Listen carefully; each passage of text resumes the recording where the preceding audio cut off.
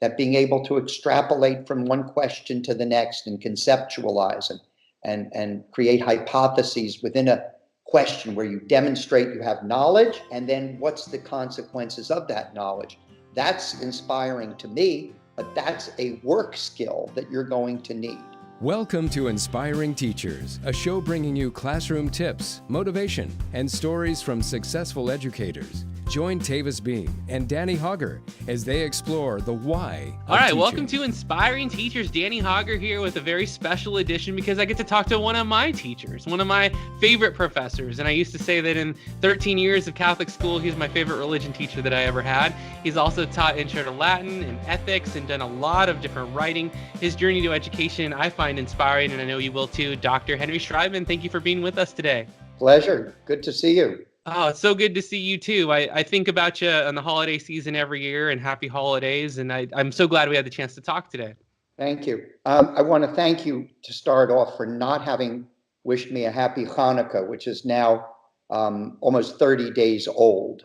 Right. No, I knew that. See, I didn't go there. I went for the holiday season. I also went vague on purpose, but that's okay.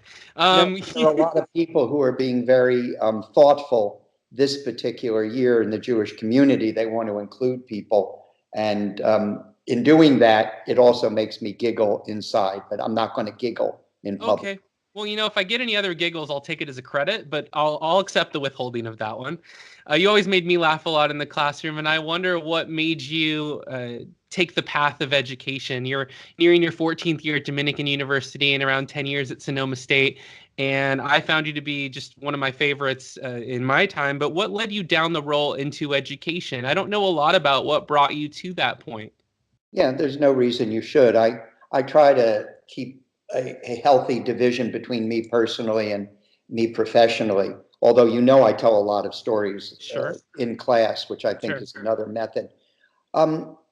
Basically, my father died when I was a child. And the male figures who stepped in my life were not family members. They were an abysmal failure. It was really teachers. And each year from third grade on, third grade on, I would adopt a teacher and invite him. It was a particularly male thing for me as a child.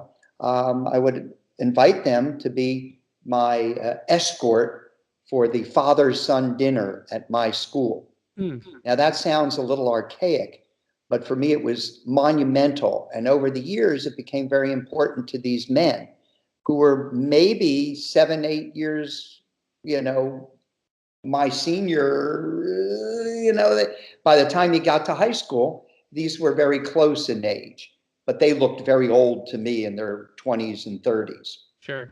So you're having that impact now in your career, I assume. So basically, I saw the impact that educators could have in a child's life when he or she is swimming for solidity, I would say.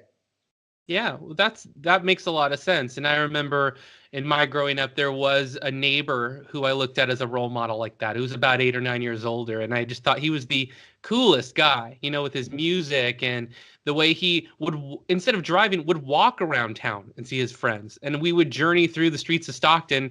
And I'm not sure that my parents knew that that was the babysitting that was going on, and what was happening. But to me, it was just such an amazing, would never have told him that at the time, but I think it did mean a lot to who I was and who I wanted to be growing up. Do you have a particular why of teaching? If someone asks you why you do what you do you have something that you go to or think about as the reason that you continue to? I think a lot of what I do is grounded in my rabbinic Jewish background. This is a culture that's 4,000 years old and survives only because of the value of education. Right. And the notion of memory and retelling in an era when no one was really literate are the hallmarks of this particular culture and civilization. And the storytelling, the humor, the ability, as the rabbis say, to draw students close with one hand and push them away with the other simultaneously, leaving them on edge, is hardwired into me and to many students who I've influenced who have gone into education. You bring them close with one hand and push with the other. Yeah. It keeps everybody on edge. And the more self-critical I am while I'm teaching, or say, I'll look that up, or I haven't thought of that before. Yeah. It opens up vistas. And my finals now they're writing 5 to 7 great theoretical questions, not linear, but conceptual, theoretical, comparative questions. And the questions make the final, and their ability to cope with new questions and inquiry in general. That seems to be directly applicable to life, is it not? That we are constantly confronting these questions, and many of them unanswerable, we might say, or we find the truths in our own past. The more of a question, the more lasting its impact. And I find, particularly as I teach ethics in healthcare, which is part of my repertoire, to the pre-meds and the nurses and the OTs and such, as I get closer to the last third of my life, I find some of the same durative questions that I asked upon my father's death. It's a great journey. And definitely, I think welcoming students into not artificially memorizing or becoming something they're not, but to permit them to choose their own topic within the discipline is quite liberating for them and me. Yeah. One of the things that you mentioned, and I could see why that would be very freeing, was the ethical, with the ethical teaching. I'm writing a focus of one of my master's projects that I've just begun, is the ethics of boundaries between students and teachers. Could you talk more about that push-pull, and how have you defined that in your role as a teacher? What are the ethical concerns of student-teacher relationships for you? Well, I was the headmaster of a school system and worked in Jewish education for decades before I came to my third professional calling, which has been this academic piece now. And as a school head, I lived in abject terror way before the Me Too movement of being accused or being perceived Right. inappropriate. And it's so easy for that to happen. Now, I come from an era where children in a K-8 setting would hug and kiss their teachers, and teachers would hug and pull them toward their bodies. And I would say by the time I came to California in 92, it became very clear the kissing and hugging had to stop. Now, look how long ago that was. Look how long, that's a long ass time ago. And within that short framework, people such as President Clinton were inappropriate, basically with a student-aged intern, an adult nevertheless, right in the White House. And I used to say to my 11 senior administrators, both half of whom were in Marin County and half of whom were in San Francisco County, I said, here's some guidelines ethically. Don't. Here's the guideline. If you have a question, the answer is probably no.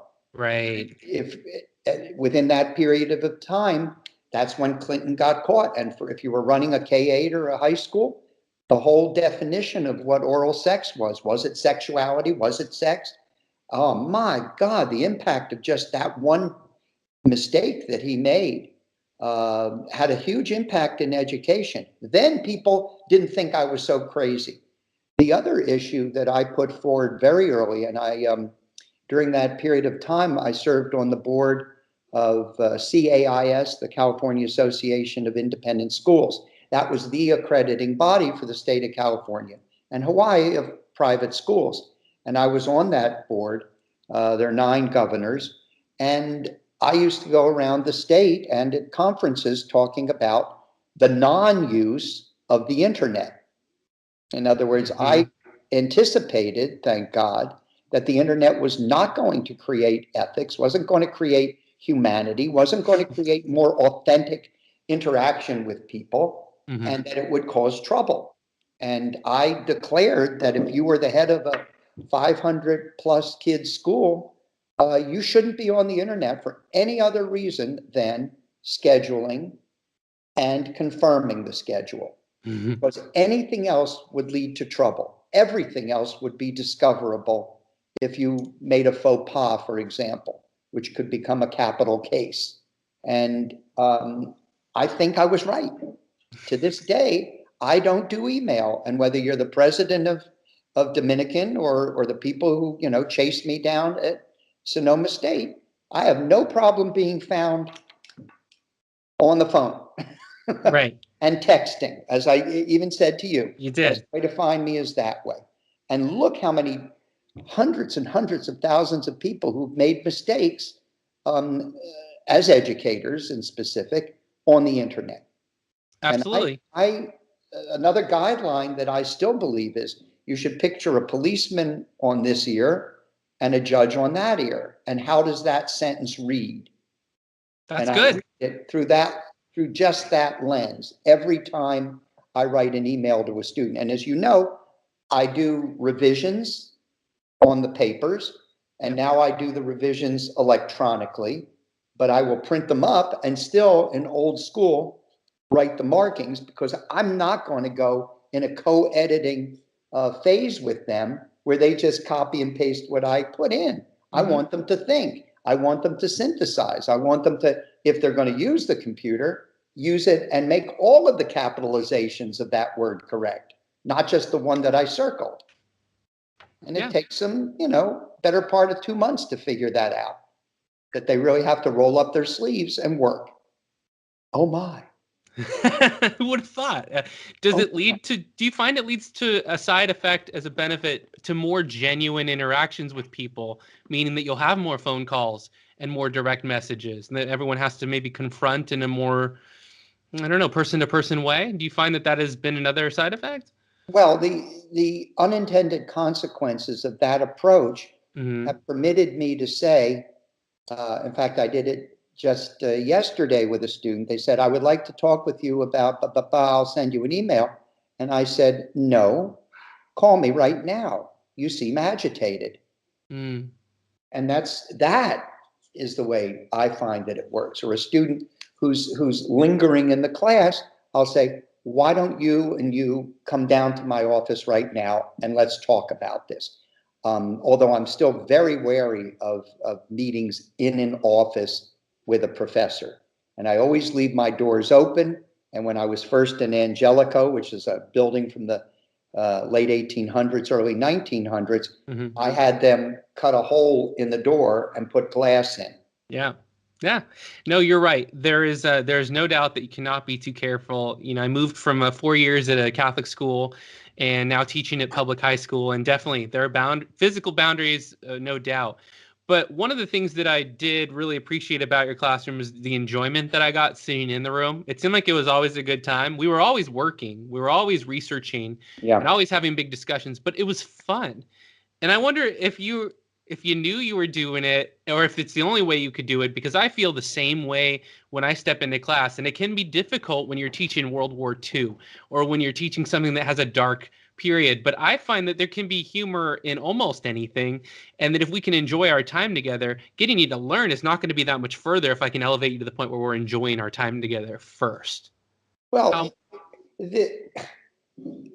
again, there's rabbinic knowledge. We have verbatim the Talmud and the Midrash, and those corpuses are immense. I can't get it even in the screen.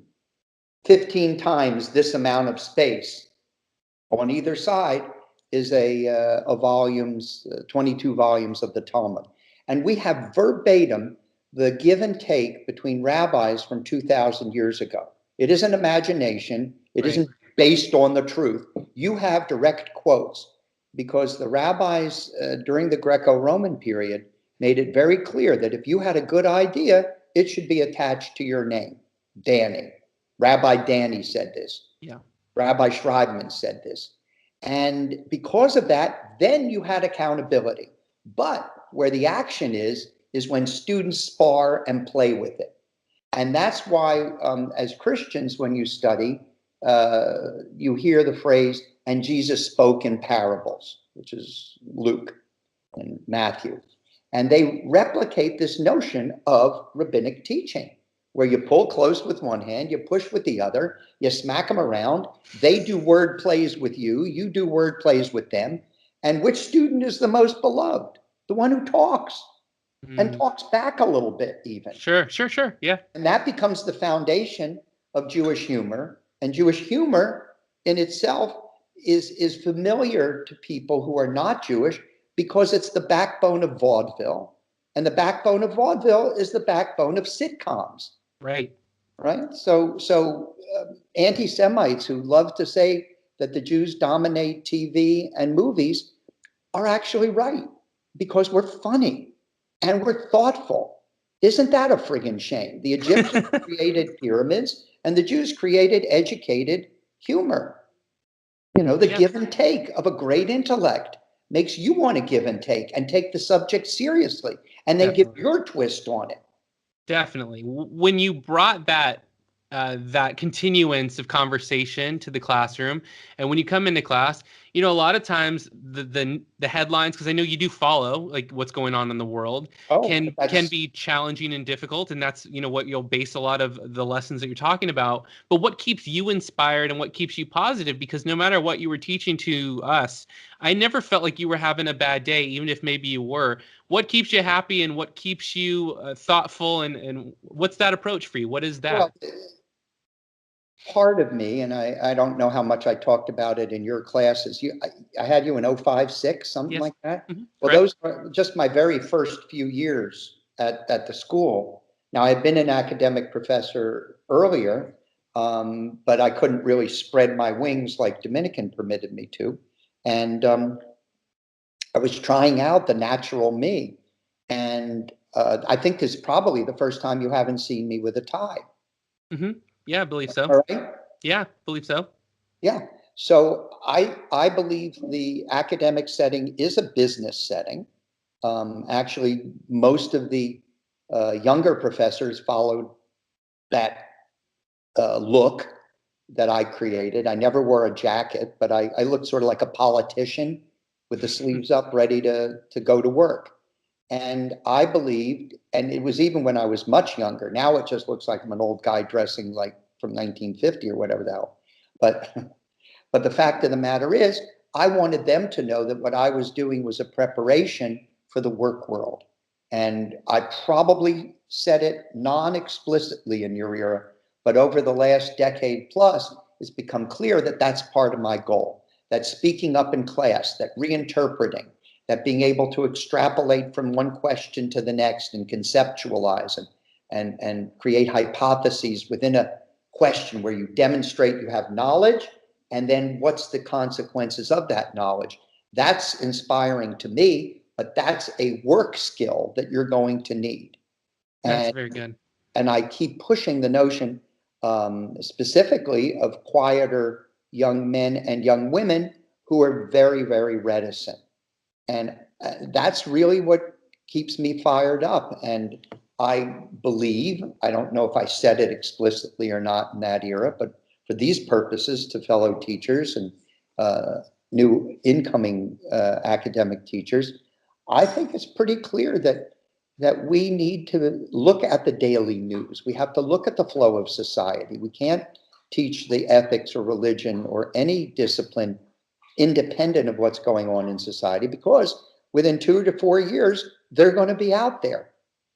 And their silence is a signal of permission that bad people can do really crappy things. Yeah. And again, it's a rabbinic notion, and it appears in Greco-Roman thinking as well, that silence is acquiescence. That's right. That's the same in debate as well. Correct. If you don't refute the argument, you're permitting that argument to pass. Exactly. And that's the way sociology works. And good people will fall and rotten people will rise.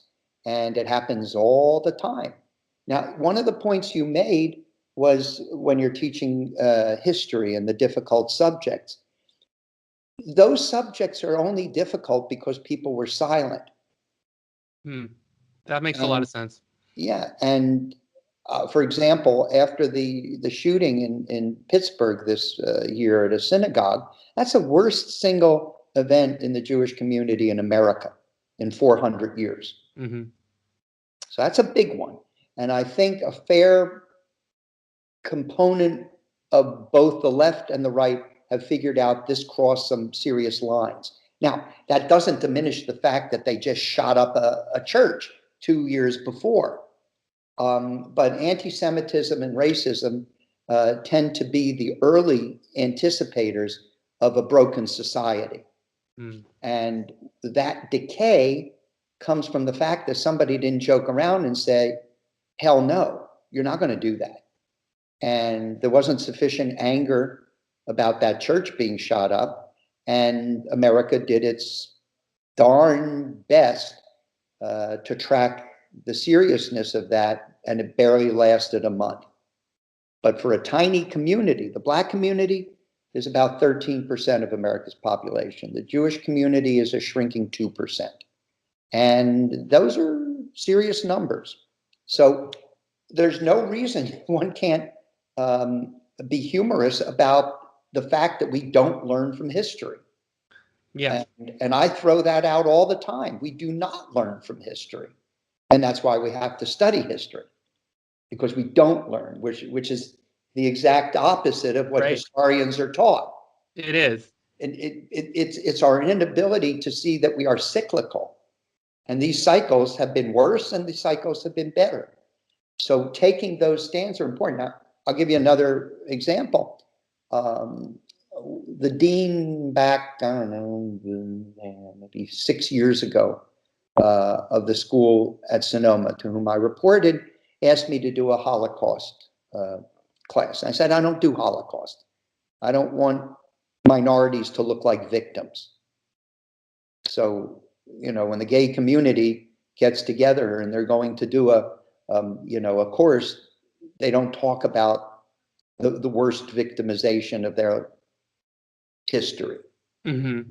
Unfortunately, the Black and the Jewish community are supposed to be the poster children for victimization, because it's so much easier to take these two complex minorities and just compartmentalize them in that way. But I said, look, give me some time. I'll get back to you. And I came back with a course called The Evolution of Anti-Semitism. It's now the most popular course that I teach at Sonoma. And I get a very rich ethnic and cultural and racial mix in that class, which is not the standard class at Sonoma State. It tends to be very Caucasian. And I love the fact that the opening sentences are, I don't know why you're here, and I sure don't know why I'm here. But let me assure you, this is not about the Jews. And they're all they're getting their course schedules out. Scheduling. And I said, no, it's not about the Jews. It's about how we treat the other. And I'm going to use the Jews as a microcosm of what happens in disturbed societies. Right. And there's nothing wrong with laughing. We talk about Disney, who some children love, and adults, they dress like Disney characters. But Disney had a layer of racism and anti-Semitism. So then I showed them the 1930s and the movies.